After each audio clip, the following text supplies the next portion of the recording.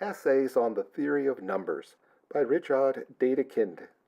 Chapter 1, Continuity and Irrational Numbers, Section 0, Preface. My attention was first directed toward the considerations which form the subject of this pamphlet in the August of 1858. As professor in the Polytechnic School in Zurich, I found myself for the first time obliged to lecture upon the elements of the differential calculus, and felt more keenly than ever before the lack of a really scientific foundation for arithmetic. In discussing the notion of the approach of a variable magnitude to a fixed limiting value, and especially in proving the theorem that every magnitude which grows continually, but not beyond all limits, must certainly approach a limiting value, I had recourse to geometric evidences. Even now, such resort to geometric intuition in a first presentation of the differential calculus I regard as exceedingly useful from the didactic standpoint, and indeed indispensable if one does not wish to lose too much time. But that this form of introduction into the differential calculus can make no claim to being scientific, no one will deny. For myself, this feeling of dissatisfaction was so overpowering that I made the fixed resolve to keep meditating on the question till I should find a purely arithmetic and perfectly rigorous foundation for the principles of infinitesimal analysis.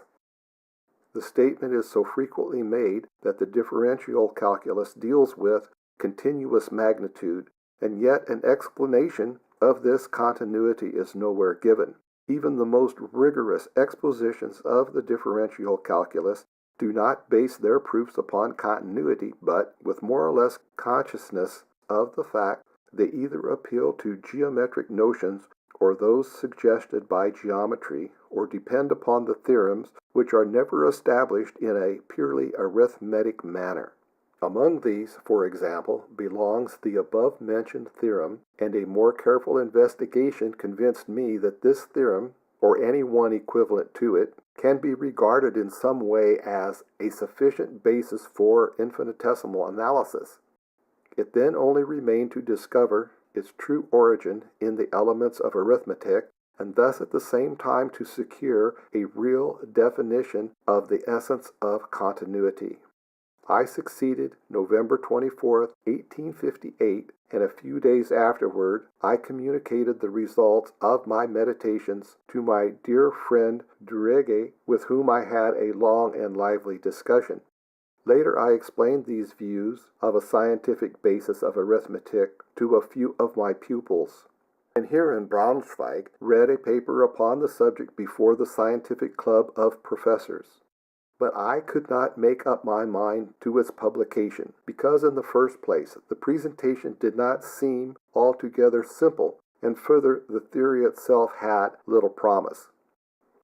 Nevertheless, I had already determined to select this theme as a subject for this occasion, when a few days ago, March 14th, by the kindness of the author, the paper Die Elemente der Funktionenlehre by E. Heine, in Krell's Journal, Volume 74, came into my hands and confirmed me in my decision.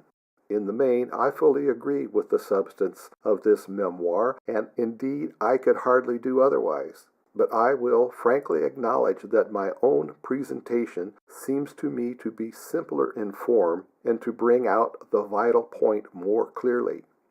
While writing this preface, March 20th, 1872, I am just in receipt of the interesting paper Über die Ausdehnung eines Satzes aus der Theorie der trigonometrischen Reihen by George Cantor, Math Annalen, Volume 5, for which I owe the ingenious author my hearty thanks. As I find on a hasty perusal, the axiom given in Section 2 of that paper, aside from the form of presentation, agrees with what I designate in Section 3 as the essence of continuity. But what advantage will be gained by even a purely abstract definition of real numbers of a higher type? I am as yet unable to see. conceiving as I do of the domain of real numbers as complete in itself. Essays on the Theory of Numbers.